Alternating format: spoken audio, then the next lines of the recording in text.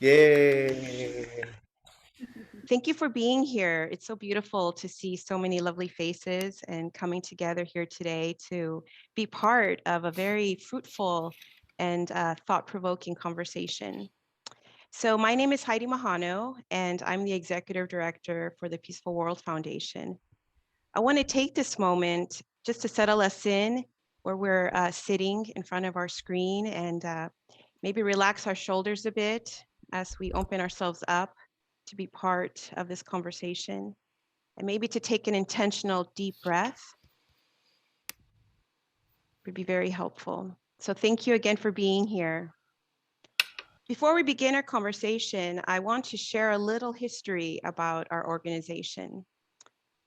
The Peaceful World Foundation was founded by the late Sami Sunchild in 2004. And Sami's mission was to foster a culture of global peace through the promotion of hosted conversations, the arts, and mindful education. Today, the Peaceful World Foundation strives to carry on her vision of hosted conversations while supporting, assisting, and encouraging others in their peace-building efforts. Our efforts have also included 2 additional team members, and I'm feeling deeply grateful today to be introducing our program facilitator, Julian Antonio Carrillo, Hello, everyone. and our communications coordinator, Genesis Barraza. And Genesis here will be leading us into our collective introductions.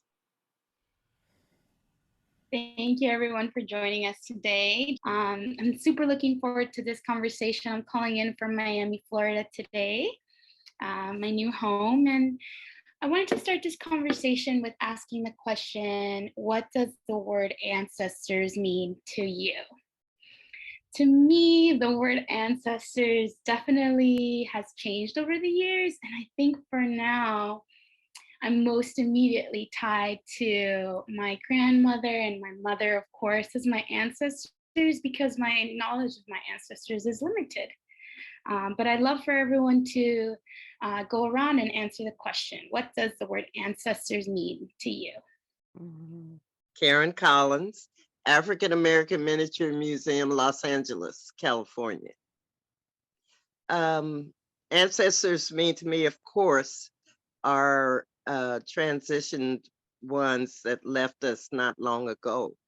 But I prefer to think of the ancients also, that are in our blood, in our DNA, everything. So when I'm in trouble, I call all of them, to come and help.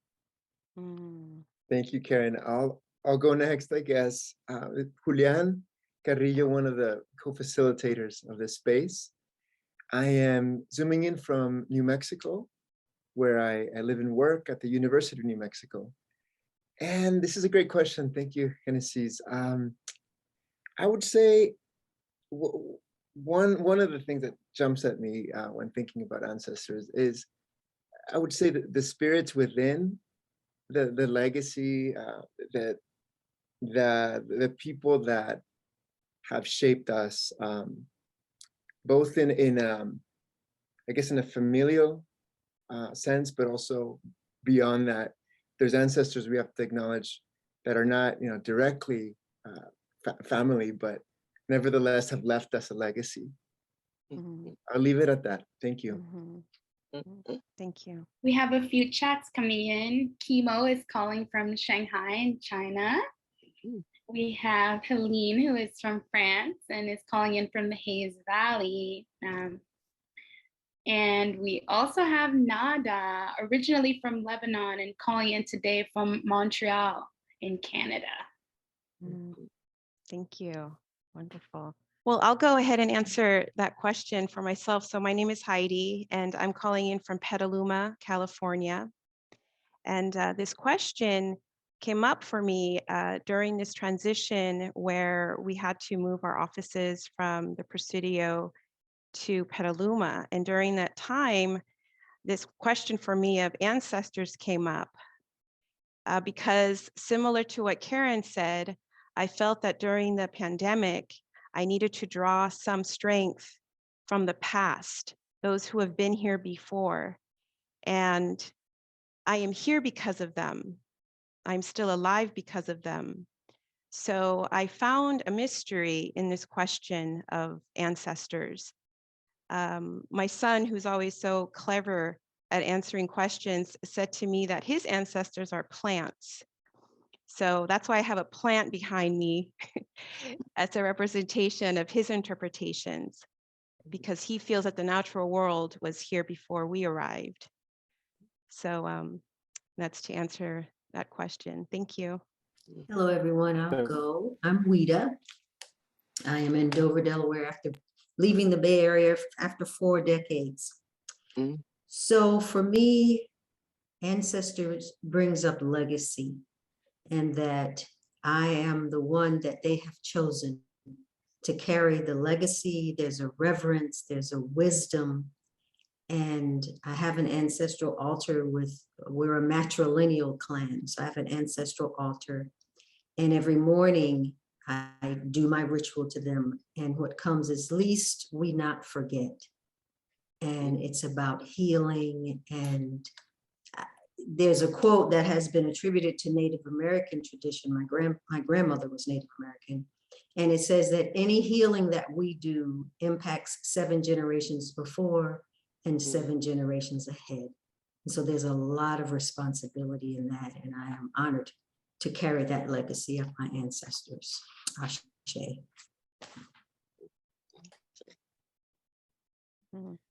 We're finding a lot of common themes already. Thank you so much. I can answer next. My name is Alen. It's a tricky one. That's okay. I used to work with Heidi, and this is an interesting question. I think that ancestors are the ones that hold our heart in place.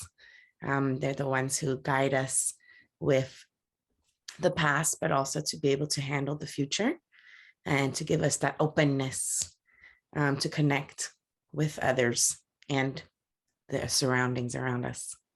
I'll go next. So I'm Lou Zwire, and I live in Petaluma, but right now I'm in Southern California, coming to you from Southern California. And I think also this is a really interesting question about ancestry or ancestors. And when I think about that, I think about the legacy of both the people in my family and the people in my culture, and then just the history of humanity, you know, all human beings, all human history. And I reflect on it in a couple different ways. So one is trying to recognize the soup that I have grown up in and the soup that I live in, and trying to become more aware of the elements of that and how I've been shaped by it in negative and positive ways, and trying to become a better human being in reflecting on myself and just being aware of what things were passed on to me, both strengths and weaknesses. And then the other thing I think about with ancestry is thinking about the legacy of how the people before me lived and how my life my life experience is relative to theirs. So, you know, thinking about how life was 100 years ago or 300 years ago or 500 years ago, and how different my life is, and how the struggle of those people and the desire for human beings to evolve and make a better world, you know, how my life lives on top of those things. And yeah, so those are the things that I think of that have been stimulated in me by what people have said so far. Thank you. Thank you, Lou. For those that haven't spoken up yet, if you'd like, there'll be plenty of opportunity. Sami, our founder, who is an ancestor who had a very active life and rich life, created these from her life experience of 4 decades of traveling the world and observing people and connecting with folks. So these Peaceful World Conversations started in person in her bed and breakfast in San Francisco, where she would invite guests to sit around the table for breakfast, as I understand it, and speak to each other like we're doing now, in a very personal, safe way where we could speak and learn more about the world through conversation. So as we all sit here around this virtual table, breakfast or no breakfast, lunch maybe, dinner for some, we'd like to honor these ingredients of a good conversation. So I'll begin with the first one, which is differences, new points of view. That's one of them. Similarities, shared feelings and experiences. Speaking from life experience, not theory. The fourth one is listening, really listening to each other. And we have understanding with empathy, not persuasion. And then there's brevity, keeping it short and to the point. Thank you, Julian. So I'm really delighted today to be introducing our guest speaker who will be facilitating this conversation. And he's amazing. He's our 2019 grantee. It's Kumu Kawika Alfiche. He's the founder of a Hawaiian Cultural Center in the Bay Area. And I've just been delighted to be able to see him again a couple of months ago. I went to visit the property that they've purchased out to expand their Hawaiian cultural heritage. And I'm very honored to be exploring this question on how do we continue our ancestors' legacy. And I know that Kumu is going to lead this conversation with a traditional Hawaiian prayer. So I leave it to you, Maestro.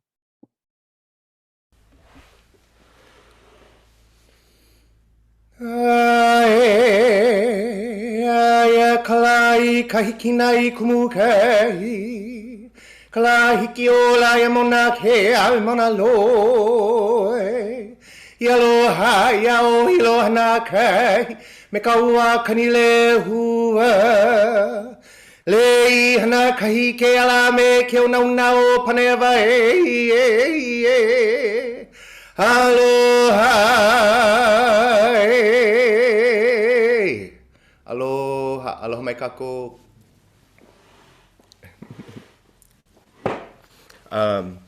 O ka pika ke ali'i hiwa hiwa Alfiche ko inoa no ka paliki ko hema mai iau, ke kumu hula wau no halau ke ali'i. I ka paliki ko hema a me Napa. Ka luna wau no Kauluehua Hawaiian Cultural Center. So aloha to everybody. My name is Kawika, Keiki Li'i, Hiwa Hiwa Alfiche, the Kumu Hula, or the teacher of our school, which is where we're at right now, called Halau o Keiki Li'i, and as well as the director of the Kauluehua Hawaiian Cultural Center. Specifically right now in south of San Francisco, right next to the airport. We're in Ramaytush Ohlone territory. I'm actually born and raised here, very proudly born and raised in San Francisco. And everybody always says, where were you born? Because they want to know geographically and specifically. I was born at St. Luke's Hospital. I'm a city boy, very proud of it. But I was brought up Hawaiian, both here in the Bay Area as well as on Hawaii. And I just wanted to share that quick prayer chant. It's a Mele Aloha. It's a song that I composed, one, to honor my ancestors, but also to honor my teachers who then now become part of my ancestry. It calls out to the rising of the sun, which symbolizes the beginning of life. And the sun first touches a place called Kumu Kahi on the island of Hawaii. And it calls out to the two big mountains there on Hawaii Island called Mauna Kea and Mauna Loa. And these two mountains are the highest point in all of Hawaii, therefore reside in the heavens and give us a direct connection to our ancestors. And then it calls to the rain to fall, to bring us life and for us to flourish. It's a lot in there. short song was a lot of meaning, and I wrote this to always remember our teachers, and I teach this to all of my students. Oh, and this is my kihei. This is made out of kapa. Kapa is like a bark cloth. This was given to me when I graduated. I unikied, or I graduated with my kumu. A traditional graduation we call uniki. My kumu's Ray Kahiki Lalani Fonseca, and his kumu's George Lanakila Kikiahi Ali'ina Ope, both of Hilo. And I graduated under that line, and only 6 of us graduated before my teacher, my kumu, passed away. So this marks the uniki that we had. This is now going on 15 years ago. My school's been together for this year makes 28 years. Wow. Yeah. So I'll leave it there. If anybody has questions, please ask. Hmm. How many students do you have? So I have my main school is here in San Francisco. I also have a school up in Napa and Sacramento. Along the way, I've lost some aunts and uncles. This is one. His name is Uncle John Keli'i Manuia. And he had a halau up in Sacramento. When he passed away, the halau handed off to me. But numbers, I teach all over the place. So I think here in California, I mean, when you mix all the different classes and stuff, about 200. But I also, and a lot of them are here on this screen, I teach around the globe. My kumu's kumu started teaching in his teens back in the 1920s and traveled everywhere. And since they've passed, I've taken on a lot of their work. The path has been laid out for me. So hundreds of people around everywhere. Japan, some of them are here. Japan, Canada, Mexico, Europe. I don't know. I don't know. That's amazing. Yeah, I'm really And fortunate. and that engagement is sometimes in person, but often online. Is that right? So normally, like pre-pandemic, right, it would be in the last year I traveled, a lot was 2019, and I traveled 250,000 miles on United Airlines, to really, and none of it was vacation. It was to teach and to share. So I would go to places like Milan, Italy, to teach a little hula group there. Amsterdam, Germany. We went to Russia in 2019, and there was like 80 people in the class. But everywhere, Philippines, Australia. I live part-time in Japan. And it would see everybody once a year, twice a year, maybe 3 times, depending on how devoted they were. Some people are like, okay, once a year is good because it's all I can handle. Now, these people who can only see and be a part of a class once a year for 2 hours or 3 hours are now, the ones who are devoted are now coming every week, which is brilliant because now they can actually be a part of a halau, which they would have never been able to do unless they moved. Yeah, so now a lot of them every week. Mhm. Kumu, can you elaborate how you put it? Your ancestors have passed on, and there's a path now that they've laid out for you. Yeah, what's the commitment or the calling, the summoning that you've been experiencing? So, nothing was a choice, I'll say that much. I'm just really lucky that I enjoy and have passion for what I do. But everything in that, all of my work in life has been laid out from my kumu. Their work that they've done, and the fact that he unikied me, he graduated me, and he taught thousands of people. So I always question, like, why me? That's just me being bashful and humble, right? But I know why me.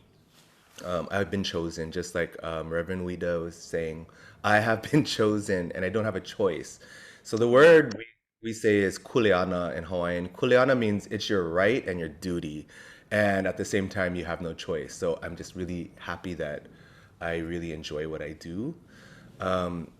So my kumu, I traveled with him a lot when he would go on the road to teach, and that was a part of my training. It wasn't just in Hawaii, in his school or in his halau. It would be traveling with him. So because of that, people knew me as, oh, that boy who travels with Kumu Ray, to teach. And so a lot of his students, after he passed, reached out. So in that sense, that's how. Looking ahead, Kumu is like, he's here, right? And I can hear him in my ear. He's like, don't say anything stupid. So when we talk about our ancestors and your son, of course, he said the plant is my ancestor, right? I mean, I was looking for that whole Ilona, that little sign, and you have a fern there, which is like, I'm attached to ferns, but these are my ancestors right here, right? These are my ancestors. This is my ancestor, and these drums behind me are my ancestors. They were here before us. But yeah, they're still guiding. They're still laying out paths on a daily basis for us. We pray to them often and all the time, and we look for those signs. And the signs a lot of times will come in the environment. So, wow, how wise your son? I'm sorry. Oh, thank you. I see Lou. Hey, has a Lou. question. Hi. So I'm just curious. This may seem like a very silly question. What is it that you're teaching people? Yeah, that's a great question. Circus acrobatics. Just kidding.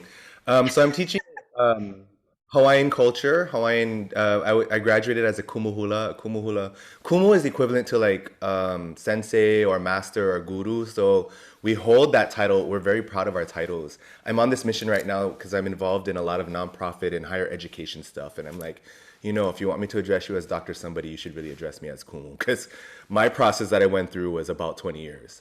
And this is like master grasshopper kind of stuff. So I'm a Kumu Hula, so I teach Hawaiian dance, which then falls into Hawaiian prayer and language and music. And in our halau, in our lineage, we have to learn and do everything. So like this shirt we sew, right? We have to learn how to grow the plants, to make the lei, to put on our bodies, and then how to place them back on the land, and the prayers that go along with it.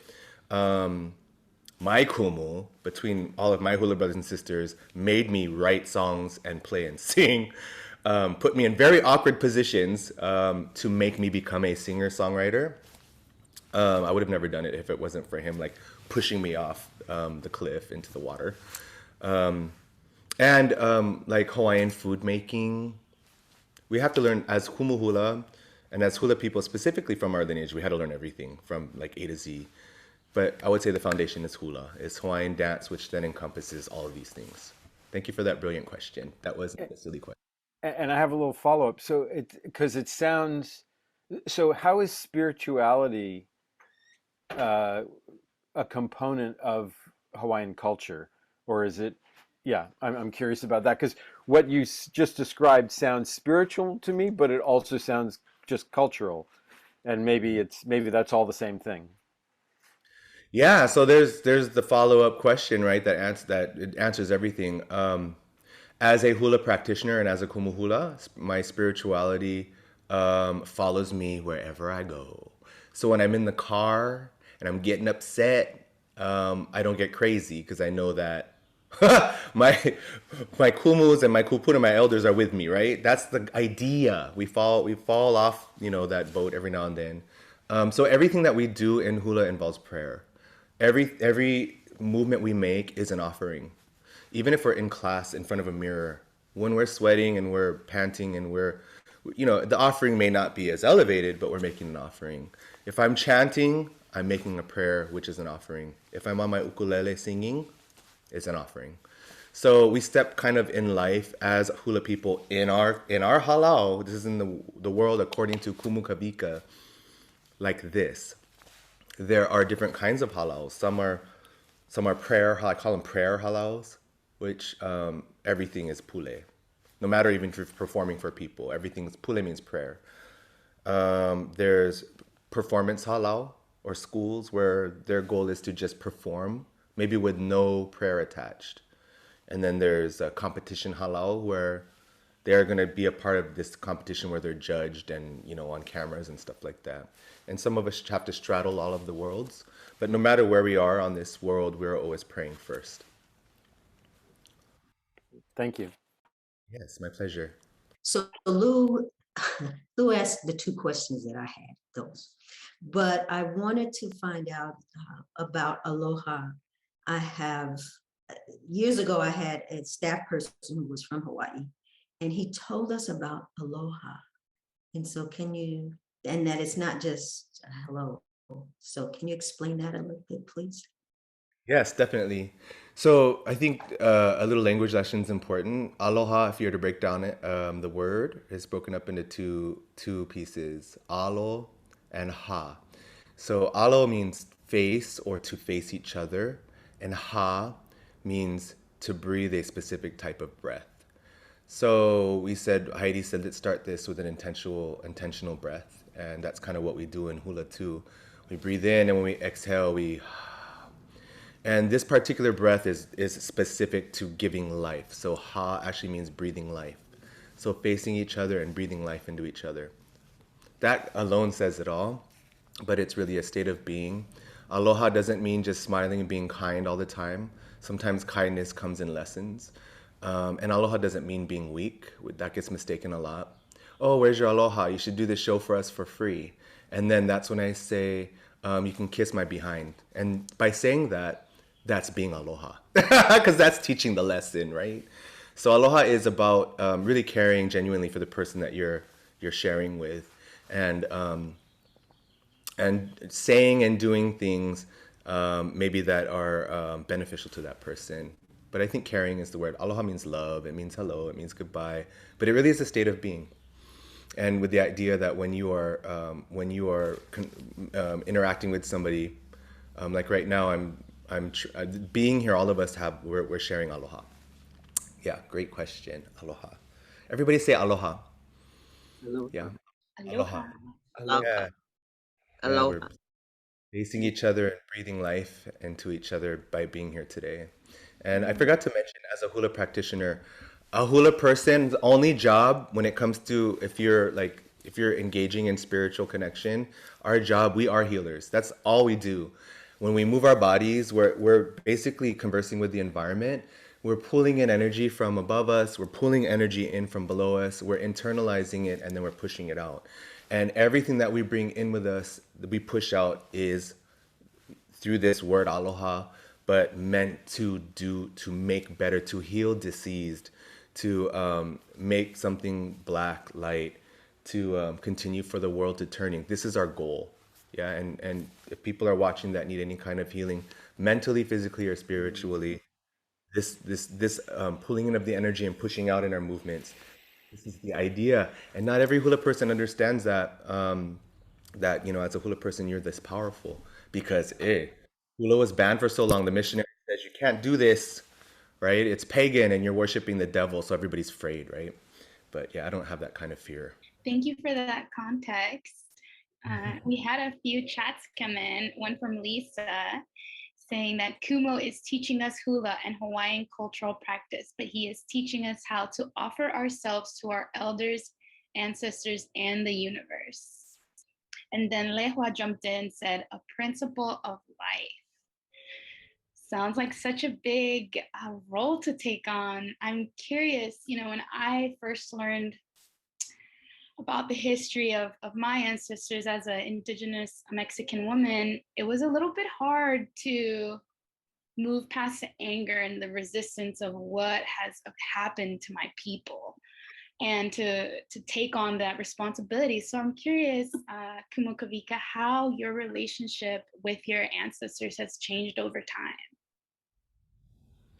Man, it changes every few years. I feel this huge enlightenment. I'm always asking for understanding.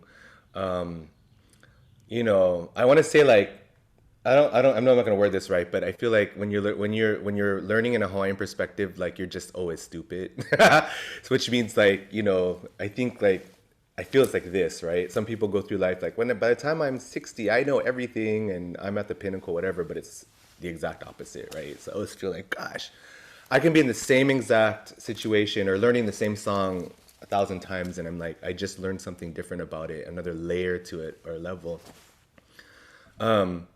Heavy, heavy. This position, I was a young person when I became a Kumu Hula. I was 21. That's ridiculous. Like my first Kumu passed away when we were in my teens, and then I fell under the next family Kumu Hula, and then she had me open up my school, and then she handed me off to Kumu Ray because it's one of we all fall under lineages, and that was like one of lineage Kumu, and he was back home in Hawaii. So I didn't even know what I was getting into, really. But it wasn't, I didn't choose it. But heavy. And then I think the next heaviness was when my kumu passed, because I thought I was going to have him for years and years. I was pushing around his kumu. I call my grandfather teacher Uncle George in a wheelchair. And I'm like, oh my God, one day I'm going to be doing this for my kumu. And they both left, like within months of each other. So I think I'm at now, it's been 10 years, and I feel like I feel like that I still am a young person, honestly. Like I feel like an old person, a young person in the same body, because I know what I have to do culturally, and I know that I'm being fed and nourished like on a daily basis. I think only now. I'm gonna be 49. Somebody's gonna say, "Oh, you're still a baby" or whatever. But the halau started when I was 21, and everybody was older than me, and I was their kumu, and I still feel that way. Even if you could be 30, whatever. I don't look at age. I don't look at height. I just figure everybody's the same height as me. But I still feel like that young, youthful 21-year-old when the halau first started. Even today. And I'm just gonna keep looking, for signs and answers and lessons. And I think I will be this way when I'm 90. But heavy is the word. Kaumaha, heavy with responsibilities, but I can handle it. And I'm a Gemini, so I can wear two hats when I need to.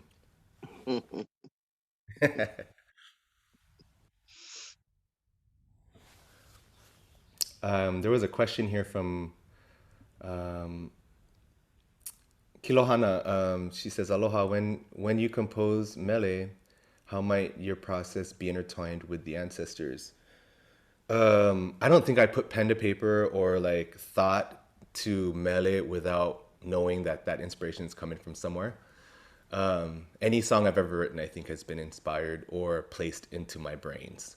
Sometimes mele is a song, or a prayer song, or just a song.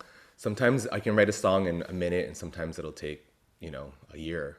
But usually I know 100% of the time that I'm being inspired by them directly. I can feel them.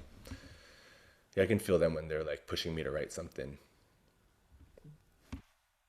Or telling me to speak clearly. Speak clearly and sound like you're educated.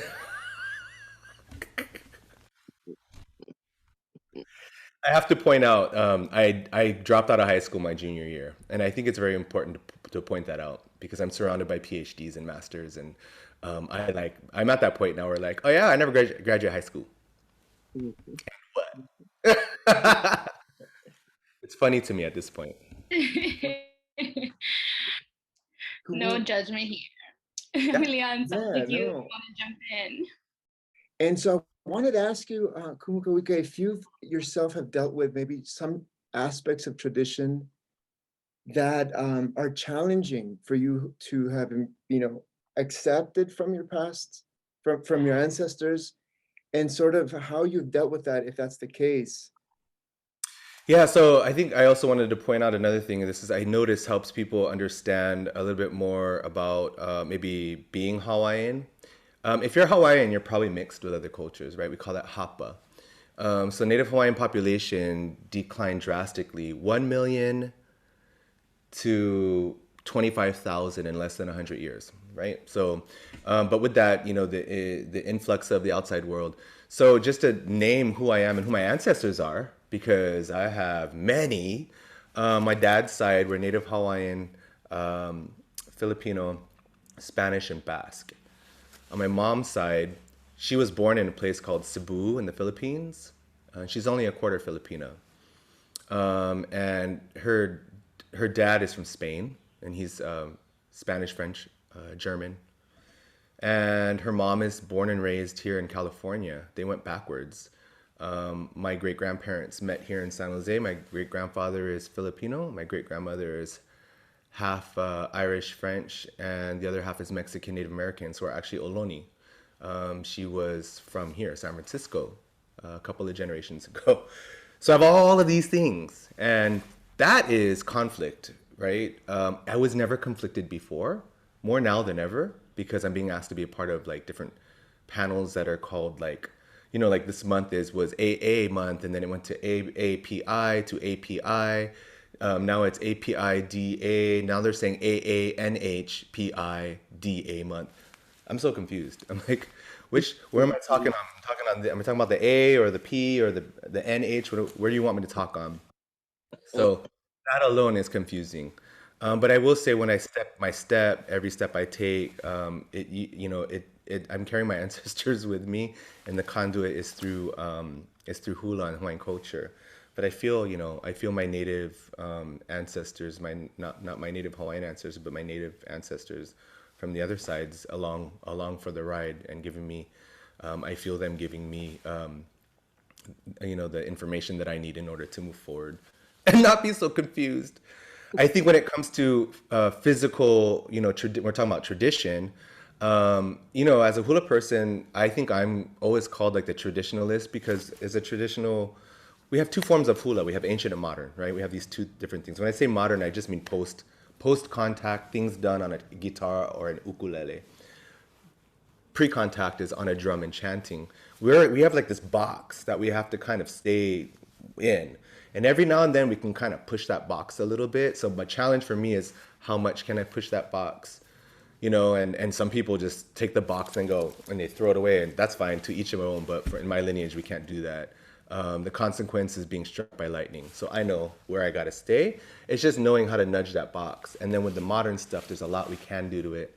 So I think my challenge as a traditionalist is incorporate, how do I write a song in the style of ancient with a chant that involves me here, identifying as an whatever, elemental P, /LGBT /ODD, ADHD, all of them. How do I write songs like that about today and chant it, and with a drum, being here in San Francisco? Those are kind of the small challenges I face today, I think. And just recently, can I use the same prayers that I use when I'm on this particular mountain in Hawaii that names that mountain? Can I call to this mountain? And then lastly, how I've reconciled a lot of this is really we're on this, we call this Papahana Moku, Mother Earth. It's like what she's the ultimate mother, right? We were not born from the beginning from different mothers. There's one Mother Earth. So we all are brothers and sisters. I move through the world like that, definitely. You don't have to be Hawaiian to learn hula. I teach everybody, all ages and all races, because I look at everybody as an equal person, no matter what your background is. So I remembered, we have a little video I'd love to show you. Is that okay? So we had our 25th anniversary. We were so fortunate to be granted by the Peaceful World Foundation. We got a nice, wonderful grant from them, and with this, it helped put together our big, humongous 25-year celebration. It was a huge task and a huge undertaking. What we did was all the songs and dances that we did are songs that I composed, from the ancient to the moderns, from beginning to end. There wasn't one song that was passed on. It was all compositions. But one of them in particular is a song that I wrote called Ho'iho Mai. And it's one of the first songs that it's a song that people latched onto for some reason. So I teach that song wherever I go. So in this video, you'll see my students in different places around the globe dancing this song. It's a love song. It's called Ho'iho Mai. I wrote this song on my 15th year anniversary to my spouse. And we're now going on 27, 28 years now. But the song is a prayer, and the prayer is for love. And when I was writing this song, I was thinking about my grandparents. Two people together for a long, long time is a special kind of love, and it's magic, and it's healing. So think of, this goes to you all.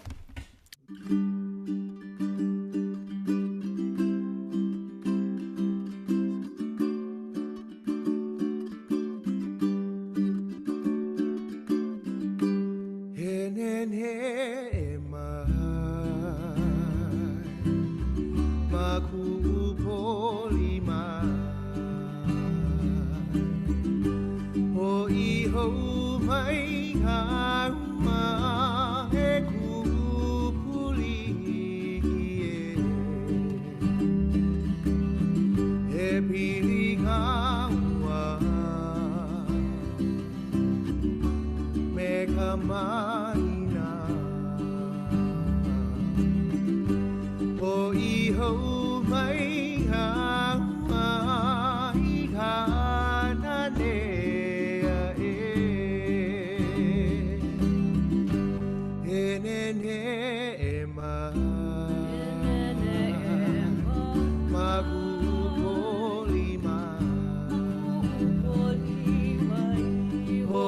ho mai ka ma e kupuli e pili hawa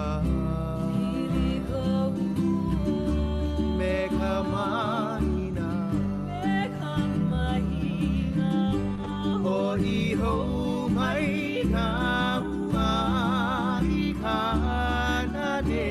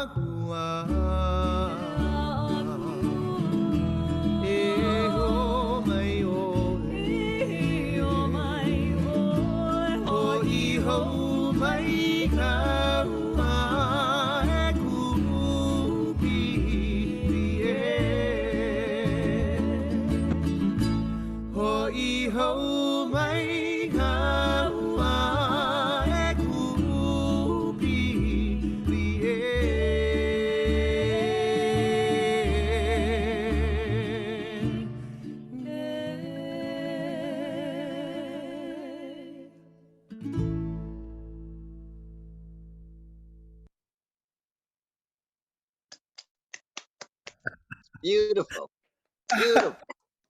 I'm sitting here busting up because I told them just wear something red and do whatever you want with your hair. And I was like, okay, next time I'm going to give them some parameters. It's been a while since I watched that. It was joyful to watch. I'm like laughing and crying at the same time. I could feel so much emotion in your voice when singing that beautiful song. Oh, mahalo nui. And so my partner in that song, her name is Lehua, and she's actually here in a black screen on the bus. So round of applause for Lehua. Yay! She's here. She's in Boston right now. So aloha Lehua. Kumu, can you talk a little bit about the process of this video? I mean, they're all coming from everywhere, and I mean, how did you begin even to organize that? Oh my gosh, exactly. I don't know. No, I think we just put the call out. We said the idea was we weren't sure exactly what was going to happen. We just said everybody dance this dance. We wanted for the people who are there to really see and understand. Let me tell you, as a hula person, when I go around the globe to places, it's really especially here in America. I'll say it, when I go around the nation, to tell people, oh, what do you do? Oh, I teach hula. Even like here, like right here in San Francisco, people who went to school with and they're like, oh, really? No, but what do you really do? I'm like, teach hula. And I try to explain Hawaiian culture, this and that. So I always try to get people to come and see, you know. So what we wanted to do in this performance was for people to see what the impact of hula does for people everywhere. And I think that video, and a lot of those people at our event were like, if they weren't in the video, there's people who came from everywhere and they were up dancing at the event in front of that on the screen. So it was really powerful for the audience, I think. And yeah, to tell everybody, video it and wear red and send it to us. And the brilliance was behind the editor. His name is Duncan O'Brien. He's a good friend of mine. He lives in BC, Canada. He's half Canadian, half Australian. And he's a good friend of mine. He did all of that. He did all of the piecing together. So I think it takes a really good tech person to pull something like that off. And he don't speak Hawaiian, so he had to figure out where to piece the song together.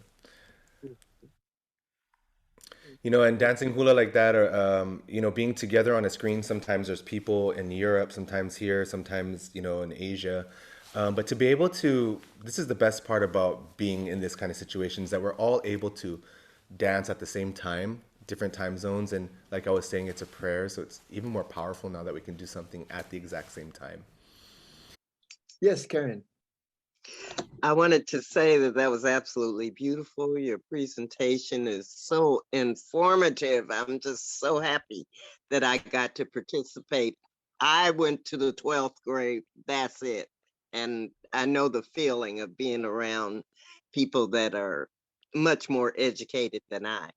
But I wanted to ask you, Deepak Chopra, as I was trying to connect with my spiritual everything, he said something. He said, all of us carry holographic memories of everything that ever happened to humanity. And I drew from that in creating what I create. So what do you think about that? Is that true for you or what? Wow, that's deep. Of everything created. Yeah, sure. I would totally agree with that. Mm, I we all think have that. we're given visions all the time, I feel, especially from our ancestors. But yeah, I mean that's brilliant. I mean, Mhm. he's the man, right? He wrote the book, Oh, I love him. literally. Absolutely. Mm, mm. I love that. Thank I'm Lisa. I'm part of Kumu Kawika's San Francisco-based halau, and I'm a fairly one of the newer members of the halau too, having joined right before the 25th anniversary Hoike, and I guess that was 2019. So I'm very thankful for having been able to join the halau at a time when we were able to dance in person, made so many great relationships with sisters and brothers in the halau, and really treasure that experience. But for me, I'm not Native Hawaiian, and I don't have any ties to Hawaii, actually, sadly, outside of my study of hula with Kumu Kawika. And I think what one of the things that draws me to the halau, and specifically Kumu Kawika's real steadfastness to lineage and ancestry, is that as an Asian American, Asian, whatever, LMNOP person, right? I'm Korean American. That's my lineage, but I feel like I suffer from a little bit of immigration trauma, even though I am not an immigrant. My parents were immigrants and I was born here. There's a disconnect between me and my heritage as a Korean, and one that I don't fully understand because I didn't have the opportunity to really have a deep and profound relationship with that native culture, with my grandparents and great grandparents. And so much of that history is so painful because of the recent occupations and the wars and all of this, that I think I found myself in a place where I wanted to find something that would ground me in tradition that comes from long ago. And what I recognized about the Hawaiian culture, at least, you know, with the kumus that I've been able to privilege to study with, is that it embraces such a level of diversity and it's willing to bring people in from different backgrounds. And so this estrangement that I feel from my own lineage is somewhat healed by being able to connect with an ancient lineage that, you know, quite frankly, Kumu Kawika is very passionate about and very connected to. So Kumu, you know, you're kind of my extension cord. So I just thought I'd share that. Right on. Mahalo for sharing. Thank you so much for sharing, Lisa. And I'll just add real quick that I can relate to that disconnect at times and immigration trauma as well, you know. I think Kimo's got his hand up here on the left. I'm interested to hearing what he's got to say because he's Aloha, probably everyone. he's up at like 4 in the morning or whatever time it is over there. Yeah, this is 3 in the morning in China right now. So I was going to sleep, but I'm kind of messed up with the timing. Like, okay, I have to wake up and for this meeting. So for me, when I was young, I went to Hawaii because I'm from China. So as a Chinese, we really are proud about our culture and our, you know, cultural background. But really, what it is, I don't really understand until when I went to Hawaii, and when I saw hula, is just make my eyes pop. Like, oh, this is something make me moving inside. So but by that time I met my first kumu. So since then, I dance hula since then. So it's about 10 years. I'm still beginner, considered beginner. So but the thing is, when I back to China from Hawaii, so I'm keep dancing hula because that was my habit. But right now, I'm sharing hula and teaching hula in China. So I noticed that hula is not only just a dance, but also it's like a connection, even somehow connect to my culture. So because we also, for our Chinese, our culture is a Taoism. So Taoism actually talk about, for me, talk about spirituality. And there's a lot of similarity in hula and Taoism. So more I dance hula, and somehow it's more connect to my own culture. So that's why I really, really appreciate it. All the teacher and all my mentor and all my teachers teaching me and have this chance to learn hula and to see this word. Yeah, I cannot imagine if I don't go to Hawaii, if I don't have this experience in Hawaii, I never say hula, my world will change totally different. So I gotta say mahalo to hula, mahalo to all the kumu hula, including you, Kumu Kawika. So really appreciate it. The hula really a connection to bring back to my roots, and and also just you said, and hula is a healing. It's not only for me, but also there's a lot of people in pain here. So when I dance in hula, I'm smiling. So this smile is also make people smile. I think this is something passing down, maybe positive energy, maybe it's a connection through them. That's through hula. So that's why one of my Kumu hula says use hula to heal the world, especially where I from. So that's my kuleana for now. So for me, there's so many things to learn and so many things to, you know, to learn. So I just wanted to humbly to learn, and yeah, that's it. Thank you to allow me to share. Thank you, Kimo, for sharing. I can tell Kumu Kawika with such love and respect that your students speak of you, just how profound your work is. I think, Toby, you had a question? I just have a comment. Aloha kako. He homana. Vau o Halau Kekeali'i. I'm a student of Halau Kekeali'i.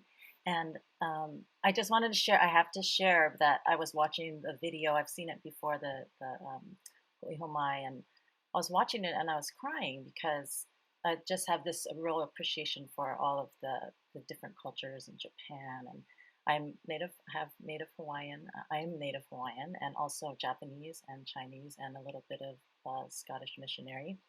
And as I was watching, I was a little bit like, you know, I've never met anyone from China who dances hula. That's, you know, that's the only connection I was missing culturally. And I saw Kimo's name, but you know, Kimo Han, he could be San Francisco, right?